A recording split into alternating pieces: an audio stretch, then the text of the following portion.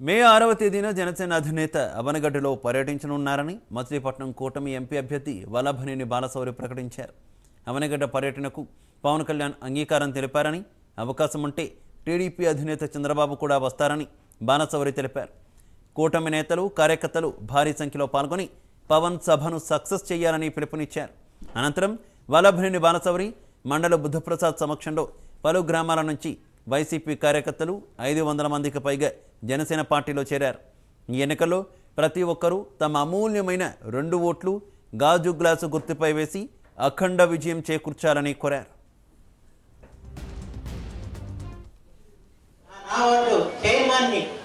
ఈ నాగారంగ గ్రామాన్ని తీసుకొస్తే ఆ రోజు ఏం జరిగిందో నాగారంగ గ్రామ ప్రజలకి వివరించి చెప్పాల్సిన అవసరం లేదని చెప్పి మనం చేస్తాం. ఎప్పుడు కూడా మనకి ఎవరైనా ఒక పెద్దను తీసుకొచ్చి మన సమస్యలు వారికి వినవించి వారితో వారి యొక్క సహకారాన్ని తీసుకుని ప్రాంతాన్ని అభివృద్ధి చేయాలని చెప్పిన దృక్పథంతో పనిచేసేవాళ్ళు. కానీ ఆ నాబార్డు చైర్మన్ రావాలంటే చిన్న విషయం కాదు. ఆయన తీసుకొస్తే మాకు ఈ సమస్యలు ఉన్నాయి, మీరు ఈ నిధులు ఇచ్చి వాటిని పూర్తి చేయాలని చెప్పి మనం అందరూ అభ్యర్థన చేసి ఆయన ఒప్పించి ఒప్పించి సాధించుకోవాల్సిన అవసరం. కానీ ఆ రోజున జరిగింది ఏంటో నాగార్జున ప్రజలు మీరందరూ కూడా గమనించారు. అంటే ఎలాంటి వ్యక్తి వల్ల శ్రీమతి రమేష్ బాబు ఒకసారి ఆలోచించారు. ఎక్కడ కూడా అభివృద్ధి గురించి ఆలోచించే వ్యక్తి కాదు. అంతసేపు దోచుకోవడం, దాచుకోవడం తప్ప చేసిన పరిస్థితులు లేవని చెప్పి మాత్రం మీ అందరికీ మనం చేస్తాం. ఇవాళ ఓటుని వజ్రాయుధం మన చేతికి వచ్చింది. ఈ ఓటు ద్వారా అటు జగన్మోహన్ రెడ్డి అరాచక పాలనని, ఇటు రమేష్ బాబు యొక్క దోపిడీ సామ్రాజ్యాన్ని కోల్పోయాలని చెప్పి అందరికీ మనం చేస్తూ సెలవు చేసుకున్నాం.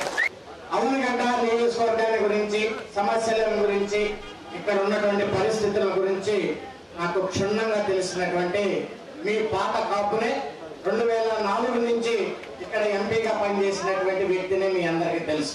మొట్టమొదటిగా ఈరోజు విలువలతో కూడినటువంటి రాజకీయాలు చేసి ఆస్తులను కూడా పోగొట్టుకొని ఇప్పటికి కూడా వాళ్ళ పిల్లలు ఒక చిన్న ఇంట్లో ఉన్నటువంటి కుటుంబం అంబటి బ్రాహ్మణయ్య గారి కుటుంబం మీ అందరికీ తెలుసు. మరి ఆ కుటుంబంలో వాళ్ళ మనవడు శ్యామ్ ఈరోజు ఈ పార్టీలో చేరి ఆ గ్రామానికి సంబంధించినటువంటి అనేక మంది పెద్దలు కూడా ఒకపట్ల వరిపాల గ్రామస్తులందరినీ కూడా నేను మనస్ఫూర్తిగా అభినందిస్తూ జనసేన పార్టీలకు స్వాగతం పలుకుతూ పవన్ కళ్యాణ్ గారి యొక్క ఆశయాల కోసం, చంద్రబాబు నాయుడు గారి యొక్క ఆశయాల కోసం పనిచేస్తూ మీరు ముందుకు వచ్చినటువంటి మీ అందరికీ కూడా నా హృదయపూర్వక నమస్కారం తెలియజేస్తా ఉన్నాను.